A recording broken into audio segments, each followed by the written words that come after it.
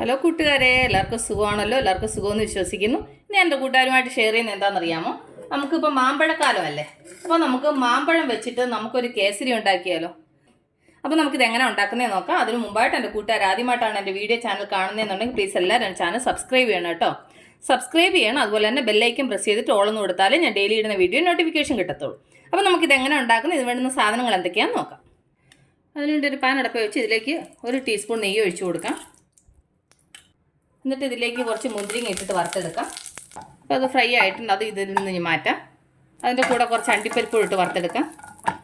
എന്നിട്ട് അത് നെയ്യിൽ നിന്ന് മാറ്റാം. എന്നിട്ട് അതേ നെയ്യിലേക്ക് 1/2 കപ്പ് റവ, ചെറിയ റവ എടുക്കണം കേട്ടോ. എന്നിട്ട് ഇതൊരു ലോ ഫ്ലെയിമിൽ ഇത് 2 മിനിറ്റ് ഒന്ന് ഫ്രൈ ചെയ്യാം. അതൊക്കെ അവിടെ വെക്കും, അത് പറക്കി തിന്നാതെ. അപ്പോൾ ഈ റവ നന്നായിട്ട് ഫ്രൈ ആയിട്ടുണ്ട്. ഇനി നമുക്ക് അത് സ്റ്റൗവിനകത്ത് നിന്ന് മാറ്റാം. അത് ഒരു പാൻ അടുപ്പിലോട്ട് വെച്ചു. ഇതിലേക്ക് 1 ടീസ്പൂൺ നെയ്യ് ഒഴിച്ചു കൊടുക്കാം. ഇതിലേക്ക് ഞാൻ 1 മാങ്ങ നന്നായിട്ട് അരച്ചതാണ്. ഇനി ഇത് ലോ ഫ്ലെയിമിൽ കുറച്ച് നേരം ഈ നെയ്ക്കകത്ത് കിടന്ന് മാങ്ങ ഒന്ന് ഡ്രൈ ആവണം. വെള്ളമയമൊക്കെ ഒന്ന് പോകണം. ഇനി ഇത് ഇച്ചിരി ഒന്ന് ഡ്രൈ ആവണം. അപ്പോൾ മാമ്പഴം അതിൻ്റെ വെള്ളമയമൊക്കെ പോയി നെയ്ക്കകത്ത് കിടന്ന് നന്നായിട്ട് വെന്തിട്ടുണ്ട്. കണ്ടില്ലേ, അത് ഡ്രൈ ആയിട്ടുണ്ട്. നമ്മളതിങ്ങനെ എടുക്കുന്ന സമയത്ത് കണ്ടില്ല, അത് വീഴുന്ന കണ്ടില്ലേ. അപ്പോൾ ഇത് റെഡി ആയിട്ടുണ്ട്. ഇനി നമുക്ക് ഇതിലേക്ക് 1 കപ്പ് തിളച്ച വെള്ളം ഒഴിച്ചു കൊടുക്കാം. ഇനി ഈ വെള്ളം നന്നായിട്ടൊന്ന് തിളയ്ക്കണം. അപ്പോൾ അത് നന്നായിട്ട് തിളയ്ക്കുന്നുണ്ട്. ഇതിലേക്ക് നമുക്ക് തീ കുറച്ച് വെച്ചിട്ട് നമ്മൾ വറുത്ത് വെച്ചേക്കുന്ന റവ ഉണ്ടല്ലോ, അത് കുറേശ്ശെ ഇട്ട് കൊടുക്കാം. കുറേശ്ശെ ഇട്ടിട്ട് ഇളക്കി കൊടുക്കണം കേട്ടോ, അല്ലെങ്കിൽ അത് കട്ട പിടിക്കും. അത് ഇടുന്നതിൻ്റെ കൂടെ അങ്ങ് ഇളക്കിയാൽ മതി. ഞാൻ 1/2 കപ്പ് റവയ്ക്ക് 1 കപ്പ് വെള്ളമാണ് മാങ്ങയുടെ മിശ്രിതത്തിൻ്റെ കൂടെ ചേർത്തത് കേട്ടോ. എന്നിട്ട് നന്നായിട്ടൊന്ന് മിക്സ് ചെയ്യാം.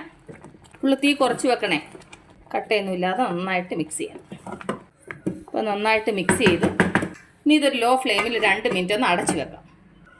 ഒരു 2 മിനിറ്റായി. ഇപ്പോൾ റവ നന്നായിട്ട് വെന്തിട്ടുണ്ട്, കണ്ടില്ലേ.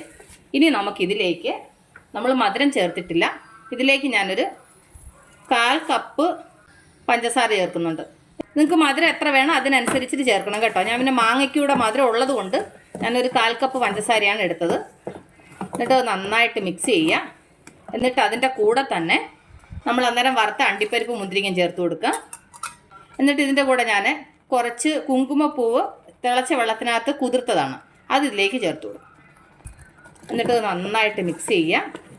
നല്ല സിമ്പിളായിട്ട് നല്ല ഹെൽത്തി ആയിട്ടുള്ള കേസരി ബാത്താണ്. ഇതൊന്ന് ഡ്രൈ ആവണം. ഇതിലേക്ക് നമുക്ക് കുറച്ചുകൂടെ നെയ്യ് ചേർത്ത് കൊടുക്കാം.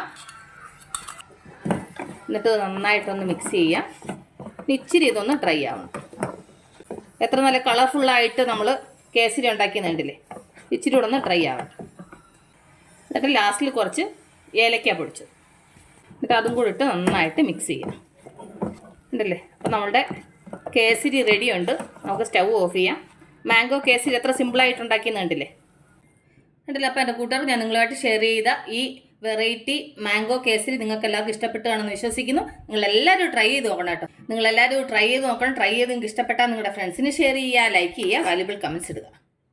അപ്പോൾ നാളെ നമ്മൾ രുചികരമായ പുതിയ വീഡിയോയും പുതിയ റെസിപ്പിയുമായിട്ട് നാളെ നമ്മൾ വീണ്ടും കാണും വരെ ടേക്ക് കെയർ, ബൈ.